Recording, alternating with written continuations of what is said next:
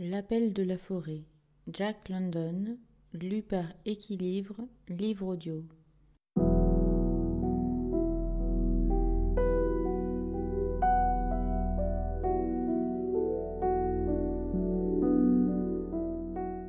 Épilogue. Le chien, ce frère dit inférieur, The Other Animals.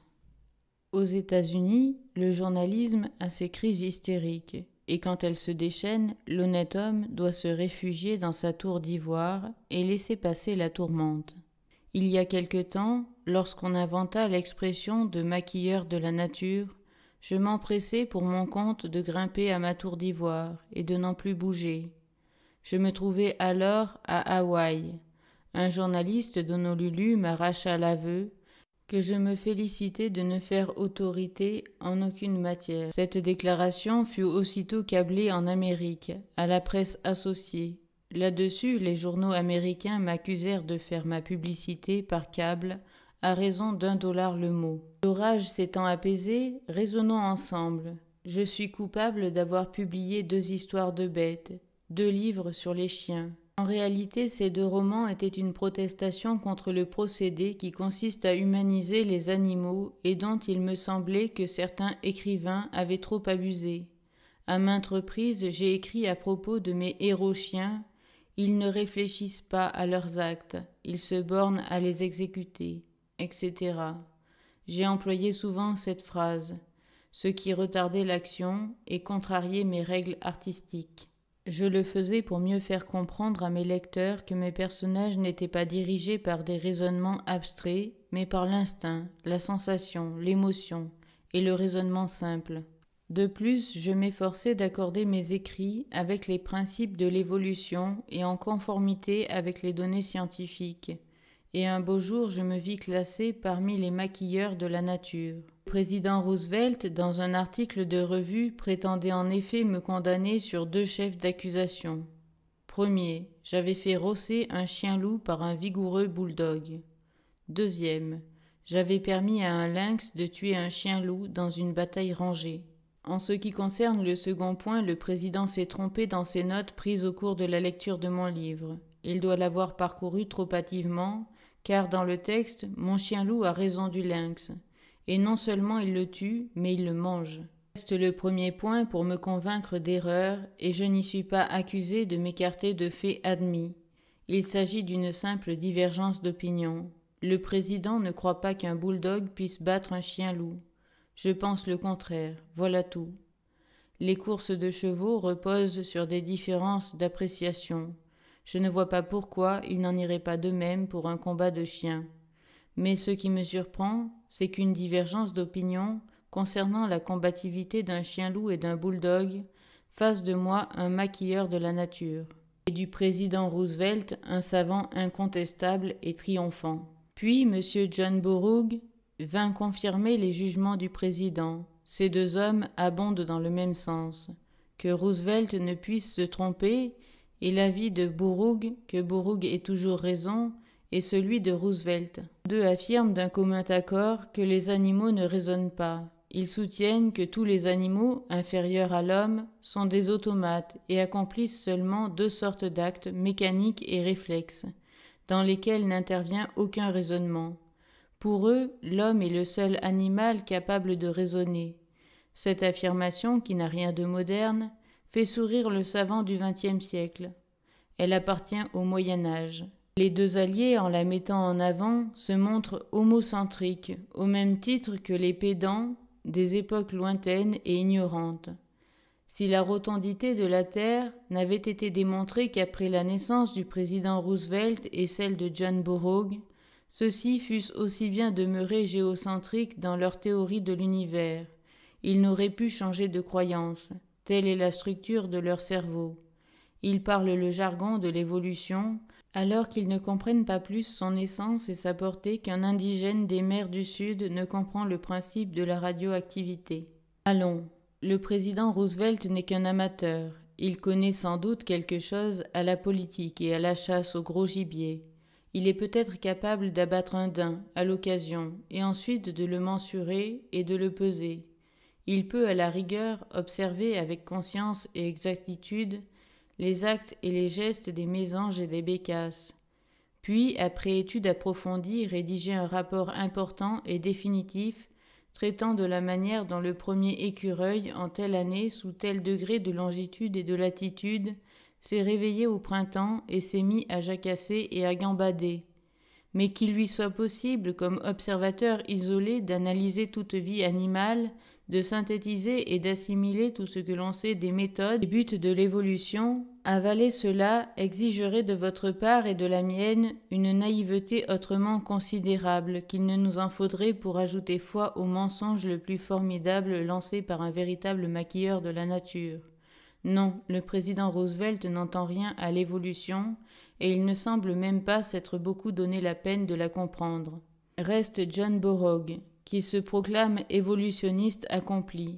Il est pénible pour un homme jeune de s'attaquer à un vieillard. Les jeunes sont d'ordinaire plus réservés en ces questions, tandis que les vieillards, se targuant d'une sagesse que l'on associe souvent à tort avec le grand âge, se montrent agressifs. Dans le cas qui nous occupe, le vieillard fut l'agresseur et moi, le jeune, j'observai longtemps le silence. Mais tout a une fin. Tout d'abord, essayons par des extraits de ses écrits de déterminer la position prise par M. Burroughs. Pourquoi attribuer de la raison à un animal quand la théorie de l'instinct suffit pour expliquer son comportement? Rappelons-nous ces mots, nous aurons à nous y reporter. Nombreuses personnes semblent avoir acquis la conviction que les animaux raisonnent, mais l'instinct suffit aux animaux. Ils se tirent fort bien d'affaire sans raisonner.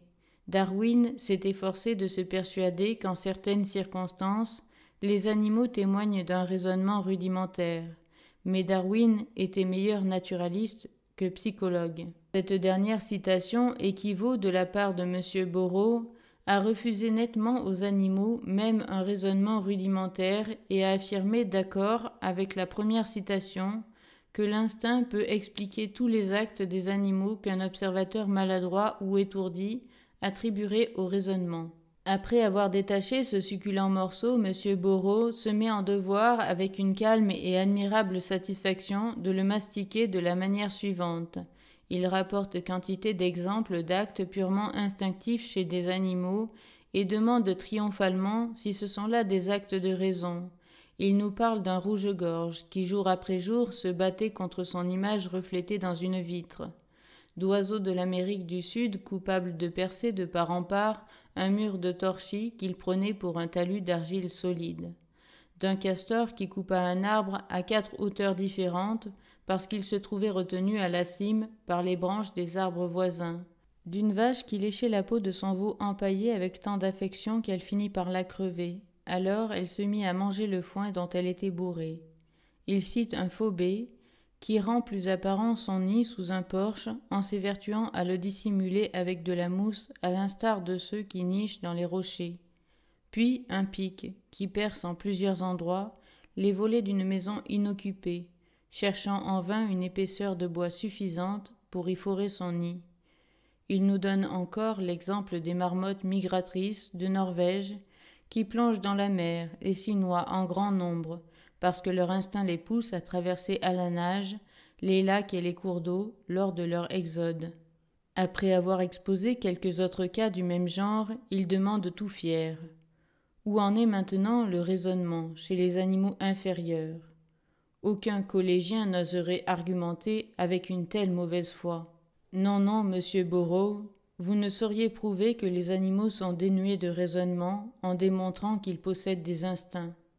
Les actes que M. Burroughs présente comme provoqués par l'instinct le sont certainement.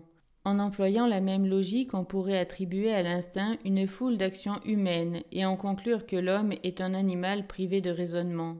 Pourtant, l'homme accomplit des actes des deux genres. Entre lui et les animaux inférieurs, M. Burroughs découvre un abîme. L'homme agit sous l'impulsion de sa propre volonté, l'animal n'est qu'un automate. Le rouge-gorge se bat contre son image dans la vitre parce que tel est son instinct, et que, incapable de raisonner sur les lois physiques, il prend son reflet pour une réalité. L'animal est un mécanisme qui fonctionne suivant des règles préalablement établies. Il possède la faculté de répondre par réflexe au mobile éternel. Ces réflexes ont été acquis par l'espèce à la suite de son adaptation à son milieu. M. Borot prétend impossible que l'animal s'adapte de manière efficace à des circonstances qui lui sont étrangères et pour lesquelles son hérédité n'a pas prévu une solution automatique. Ce serait un acte non instinctif, et selon M. Borot, l'animal n'est mu que par l'instinct. Tout enfant, je possédais un chien du nom de Rollo. D'après les théories de M. Borot, Rollo était un automate, répondant mécaniquement aux influences extérieures ainsi que l'y poussaient ses instincts. Maintenant, comme chacun sait, l'acquisition d'une habitude instinctive chez les animaux est très lente. Il n'existe aucun cas connu de l'apparition d'un seul instinct chez nos animaux familiers dans toute l'histoire de leur domestication. Les instincts qu'ils possèdent, ils les ont acquis au cours des milliers d'années d'existence à l'état sauvage. Par conséquent, tous les actes de Rollo consistaient en réflexes provoqués mécaniquement, par les instincts développés et acquis par son espèce des milliers d'années auparavant. Fort bien. Il est donc évident que dans nos jeux, il devait agir suivant la manière ancienne, s'adaptant aux facteurs physiques et moraux de son entourage, suivant les procédés d'adaptation acquis dans la vie sauvage et transmis par l'hérédité. En général, nos ébats étaient plutôt violents. Nous nous poursuivions à tour de rôle. Il mordillait mes jambes, mes bras, mes mains, assez fort parfois pour me faire crier. De mon côté, je le roulais par terre, lui faisais faire la culbute et le traînais assez brutalement.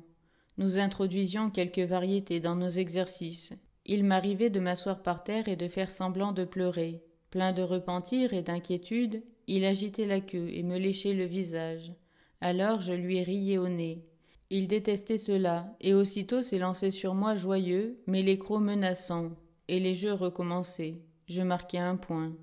Alors lui-même inventa un tour à sa façon. Un jour que je le poursuivais dans le bûcher, je le trouvai dans un coin en train de bouder.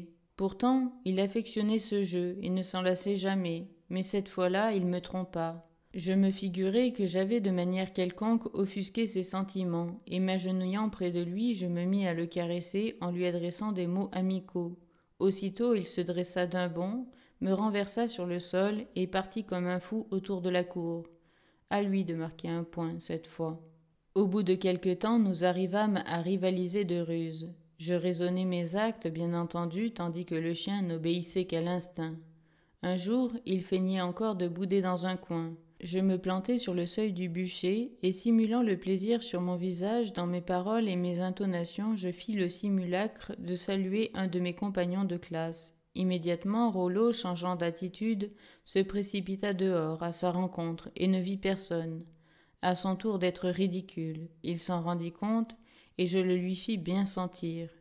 Je le bernai de cette façon à 2 ou 3 reprises. Puis il ne se laissa plus prendre. Un jour je tentai une variante. Regardant tout à coup dans le jardin, je fis comme si mes yeux suivaient une personne en marche, et je dis posément, du ton d'un enfant dressé à y conduire les encaisseurs. « Non, papa n'est pas à la maison. » Comme une flèche, Rollo jaillit de la porte et descendit l'allée, cherchant vainement le visiteur à qui je m'étais adressé. Puis il revint, tout penaud, pour se faire moquer et reprendre nos ébats. Maintenant, contrôlons les faits. Je trompais Rollo, mais comment la possibilité m'en fut-elle donnée? Que se passa-t-il exactement dans son espèce de cerveau? Si nous en croyons M. Borot, qui conteste aux animaux inférieurs tout raisonnement, même rudimentaire, Rollo agissait d'instinct et répondait automatiquement aux stimulants externes, par moi fournis, qui lui laissaient croire à une présence humaine hors de la maison. Puisqu'il agissait par instinct et que tous les instincts remontent à une période très reculée, antérieure à la domestication de l'espèce, nous ne pouvons en conclure qu'une chose. Les ancêtres sauvages de Rollo, au temps où cet instinct particulier se fixa dans l'hérédité de l'espèce, ont dû se trouver en contact étroit et prolongé avec l'homme, la voix de l'homme et les expressions de son visage. Mais si l'instinct a dû se former dans les temps précédant la domestication, de quelle manière les ancêtres sauvages de Rollo ont-ils fréquenté l'homme? M. Borot prétend que l'instinct suffit aux animaux, qu'ils se tirent fort bien d'affaire sans le raisonnement. Mais je maintiens, et tous les malheureux maquilleurs de la nature partageront mon avis, que Rollo raisonnait. À son arrivée au monde, il représentait un paquet d'instincts et une pincée de matière cérébrale, le tout renfermé dans une carcasse faite d'os, de chair et de toison. En même temps qu'il s'adaptait à son ambiance, il acquérait des éléments d'expérience. Il apprit entre autres qu'il ne fallait pas courir après le chat, tordre le cou au poulet, ni se pendre après les jupes des fillettes. Il sut que les petits garçons ont des compagnons de jeu, que les gens pénètrent dans les cours de derrière, que l'animal humain est enclin à saluer, par des paroles ou des expressions de visage, ceux de sa race qu'il rencontre, qu'un garçon accueille son camarade d'une certaine façon.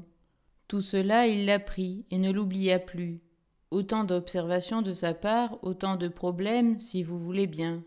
Alors que se passa-t-il derrière ses yeux bruns, dans cette pincée de matière cérébrale, quand, me tournant brusquement vers la porte, je m'adressai à une personne imaginaire?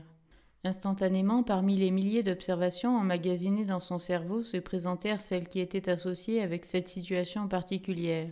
Ensuite, il établit un rapprochement entre ces observations, ce qui détermina, comme en conviendra tout psychologue, une réaction des cellules de sa matière grise. Du fait que son maître se tournait brusquement vers la porte, du fait que la voix de son maître, l'expression de son visage et toute son attitude exprimaient la surprise et le plaisir, Rollo conclut à la présence d'un ami. Il établit un rapprochement entre certaines observations, et cet acte constitue un raisonnement rudimentaire, d'accord, mais quand même un acte de raison. Certes, il fut berné, mais nous ne sommes guère qualifiés pour tirer vanité de ce résultat. Combien de fois chacun d'entre nous n'a-t-il pas été attrapé de manière exactement semblable par quelqu'un qui se détournait et interpellait tout à coup un personnage fictif? Voici un fait qui se produisit dans l'Ouest. Un brigand s'était introduit dans une voiture de chemin de fer. Il se tenait dans l'allée centrale, entre les banquettes, son revolver braqué sur le conducteur qui lui faisait face. Le conducteur était à sa merci. Mais tout à coup, portant ses regards par-delà l'épaule du malfaiteur, il s'écria, s'adressant à un personnage imaginaire.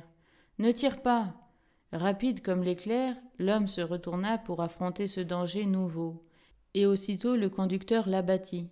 Montrez-moi, monsieur Borrogue, en quoi le processus mental du voleur différait, si peu que ce fût, de celui de Rollo, et je cesse de maquiller la nature pour me retirer à la trappe.